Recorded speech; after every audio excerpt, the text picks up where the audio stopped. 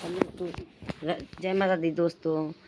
आज माँ का तीसरा दिन है, चंद्रघंटा माता रानी का दिन है, तो मैं कहानी सुनाने जा रही हूँ। सो आप बताइएगा कमेंट में कि कैसा कहानी लगा। जय माता दी।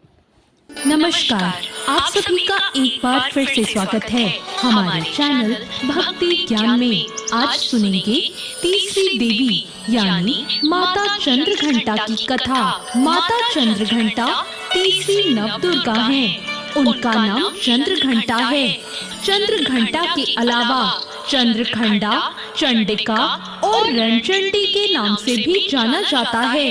ऐसा माना जाता है कि माता अपनी कृपा, बहादुरी और साहस से लोगों को पुरस्कृत करती हैं। इनकी कृपा से इनके भक्तों के सभी पाप, कष्ट, शारीरिक कष्ट, मानसिक कलेश और भूत प्रेत बाधा भी दूर होती है। आइए सुनते हैं माता चंद्रघंटा से जुड़ी पौराणिक कथा। प्राचीन काल में देवताओं और असुरों के बीच काफी लंबे समय तक युद्ध हुआ। उस दौरान असुरों का राजा महिषासुर था और देवताओं के स्वामी इंद्र थे।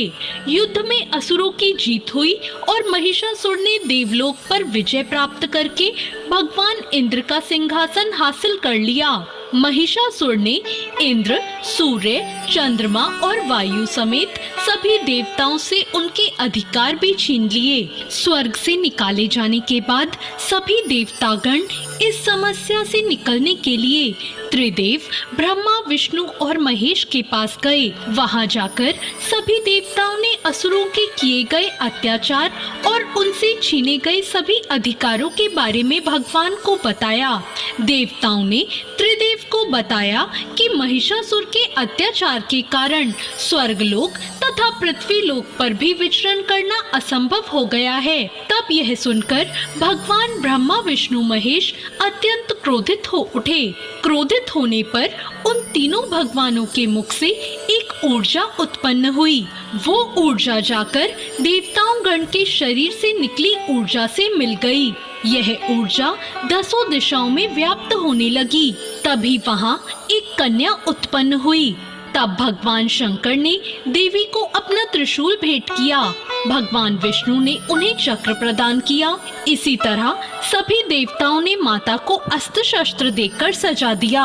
इंद्र ने भी अपना वज्र और ऐरावत हाथी माता को भेंट किया। सूर्य ने अपना तेज, तलवार और सवारी के लिए शेर प्रदान किया। तब देवी चंद्रघंटा सभी शस्त्रों को लेकर महिषासुर से युद्ध करने के लिए युद्ध भूमि में आ गई। उनका यह विशाल रूप देखकर महिषासुर भय से कांप उठा। तब महिषासुर ने अपनी सेना को मां चंद्रघंटा पर हमला करने को कहा। कहते हैं कि महिषासुर की विशाल सेना क्षण भर में माता के कोप से नष्ट हो गई। चंद्रघंटा मां ने राक्षसों के समूह का संहार करने के लिए धनुष की टंकार को धरा।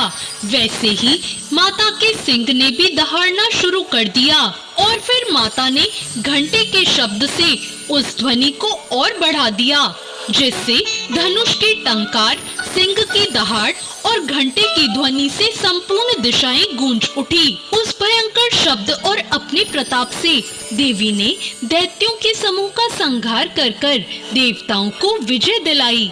इस तरह मां चंद्रघंटा ने असुरों का वध किया और देवताओं को अभयदान देते हुए अंतर्ध्यान हो गई। नवरात्रि के तीसरे दिन माता दुर्गा के चंद्रघंटा स्वरूप की विधि विधान से पूजा करें और इस मंत्र ओम देवी चंद्रघंटाय नमः का जाप करें। इसके बाद मां चंद्रघंटा को सिंदूर, अक्षत, गंध, धूप, पुष्प आदि अर्पित करें। आप देवी मां को चमेली के फूल के अलावा कोई भी लाल फूल अर्पित कर सकते हैं। साथ ही साथ दूध से बनी किसी भी मिठाई का भोग लगाएं। पूजा के दौरान दुर्गा चालीसा का पाठ या दुर्गा आरती का गान करें। तो ये थी मां चंद्रघंटा की पौराणिक कथा। आपको ये जय माता दी दोस्तों। कमेंट में बताइए कि ये कहानी आपको कैसी लगी। Like, subscribe.